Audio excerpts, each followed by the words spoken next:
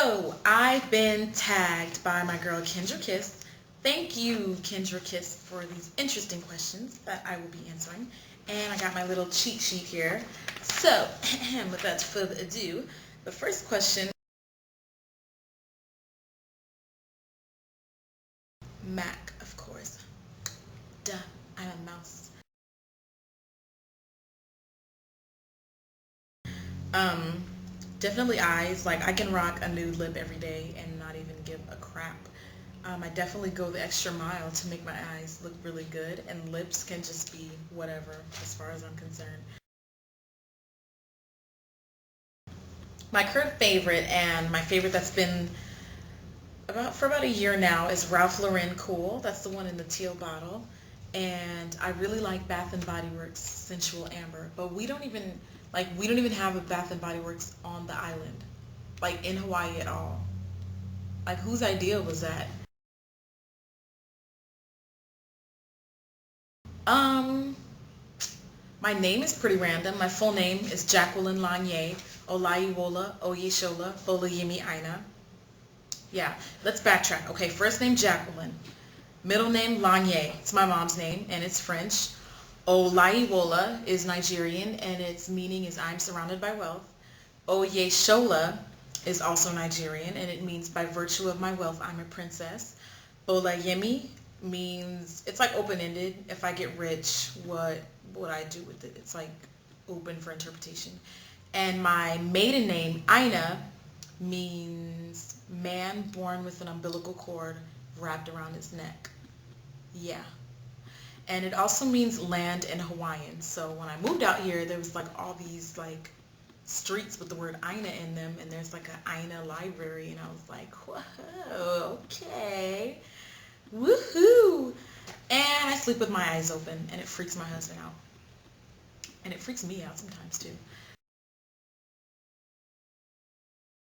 Pixie Woo, hands down, like seriously, they know what the hell they're talking about, and I know that if I want to learn something, I will learn something from them. Um, Janelle Dene, I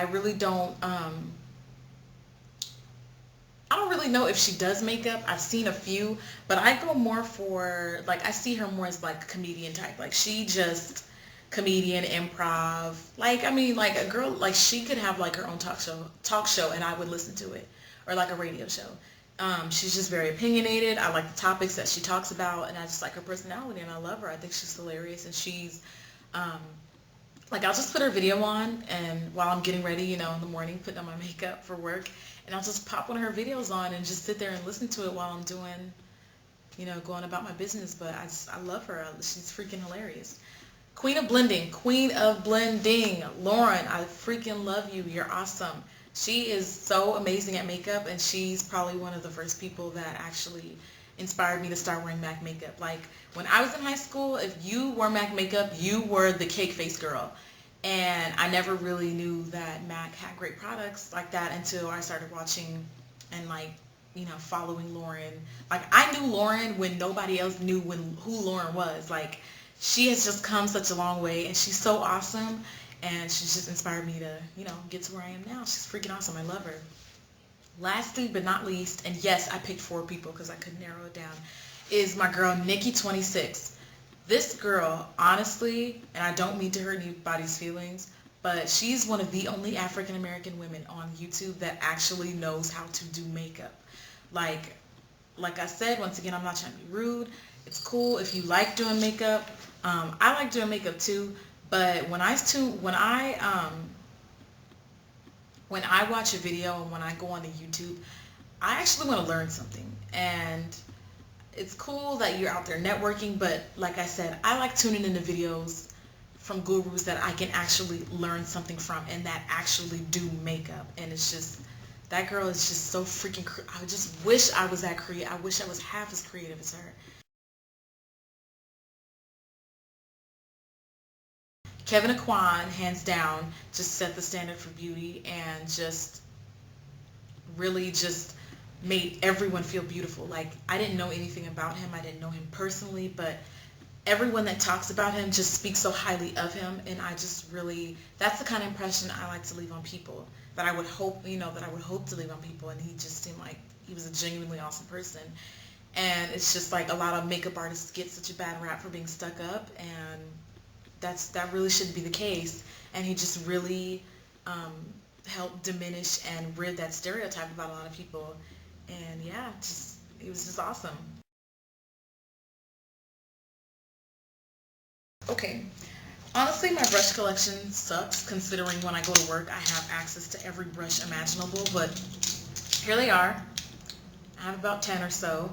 I pretty much have a brush for every, like I have every brush that I need, but I wouldn't mind having like a few 239 brushes, or I wouldn't mind having another 217 brush. I wouldn't mind having a 222 brush, which is basically like the 217, but it's slimmer and longer and more tapered. But yeah, I pretty much have a brush for every function of the face. I just would like to have a few more. Alexis Vogel. She's awesome. Her most notable client will be Pamela Anderson. She's really good at like the whole blonde hair, blue eyes, bombshell look. But I might be wrong about this. I haven't really seen so many of her African American clients, if she has some, if she has any at all.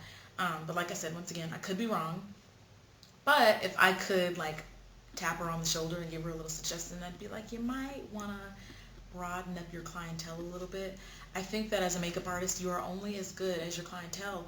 And if you are only good at one look, like how good are you? How good are you really? So, I'd like to see her branch out and do a few more looks and do that bombshell look on some black women, because we love the look. We just don't really see too many people doing it. So Alexis Vogel, I'd like to see you do that if you ever if you ever in my wildest dreams watch this video.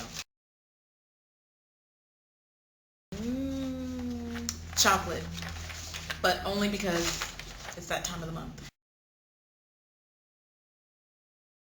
Texture, because it's just a really nice um, blending color. Arena and Stars and Rockets. Ambering Rose blush, and it's still my favorite blush, and I still continuously buy it.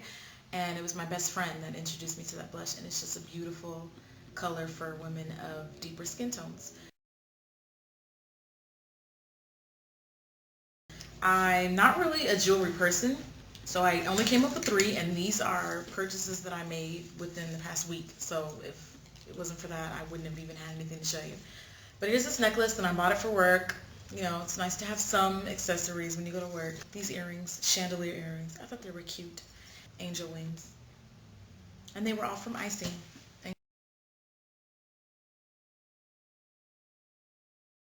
Really not that impressed with the Manly palette, only because it just is not that great quality.